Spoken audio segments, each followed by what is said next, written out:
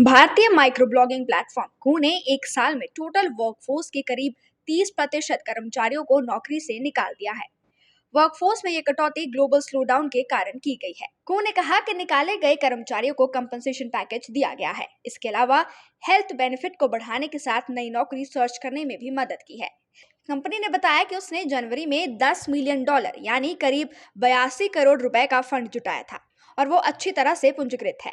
Company अभी नया fund जुटाने के बारे में नहीं सोच रही है। सितंबर 2022 में कंपनी ने मोनेटाइजेशन एक्सपेरिमेंट भी शुरू किए थे। कंपनी ने कहा कि वो सस्टेनेबल बिजनेस बनाने के लिए मोनेटाइजेशन एक्सपेरिमेंट जारी रखेगी।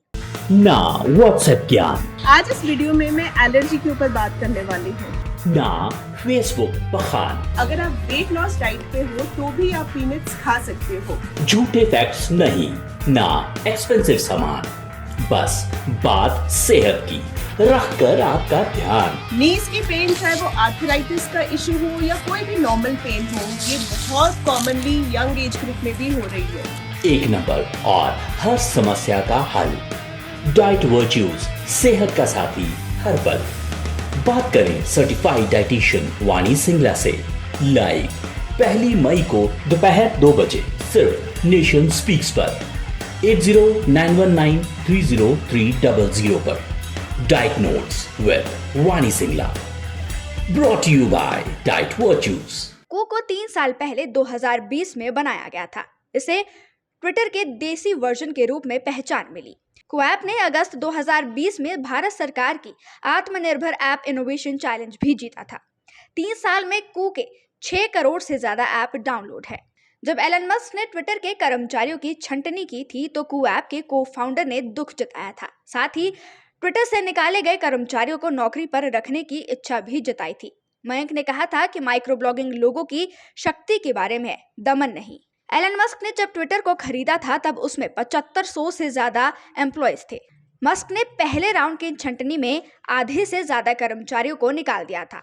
इसके बाद भी उन्होंने छंटनी जारी रखी। अभी ट्विटर में केवल 1500 के करीब कर्मचारी बचे हैं। भारतीय माइक्रोब्लॉगिंग प्लेटफॉर्म कू ने एक साल में टोटल वर्कफोर्स के करीब 30% कर्मचारियों को नौकरी से निकाल दिया है। वर्कफोर्स में ये कटौती ग्लोबल स्लोडाउन के कारण की गई है। कू ने कहा कि निकाले गए कर्मचारियों को कंपनसेशन पैकेज दिया गया है। इसके अलावा हेल्थ बेनिफिट को बढ़ाने के साथ नई नौकरी सर्च करने में भी मदद की है। कंपनी ने बताया कि उसने जनवरी में $10 मिलियन यानी करीब 82 करोड़ रुपए का फंड जुटाया था और वो अच्छी तरह से पूंजीकृत है। कंपनी अभी नया फंड जुटाने के बारे में नहीं सोच रही है। सितंबर 2022 में कंपनी ने मोनेटाइजेशन एक्सपेरिमेंट भी शुरू किए थे। कंपनी ने कहा कि वो सस्टेनेबल बिजनेस बनाने के लिए मोनेटाइजेशन एक्सपेरिमेंट जारी रखेगी। ना व्हाट्सएप ज्ञान।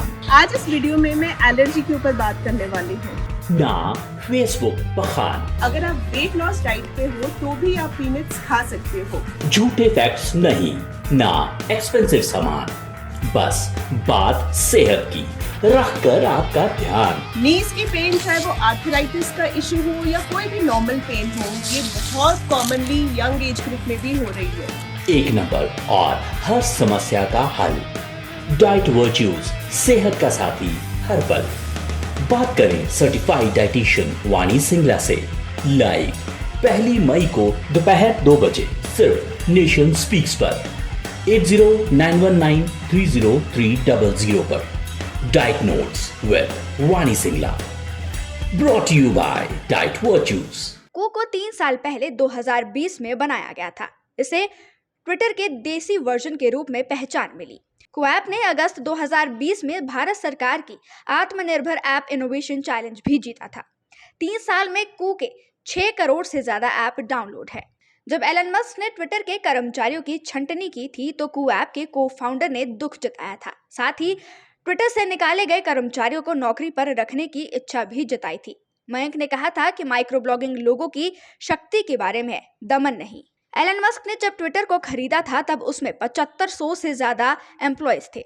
मस्क ने पहले राउंड की छंटनी में आधे से ज्यादा कर्मचारियों को निकाल दिया था।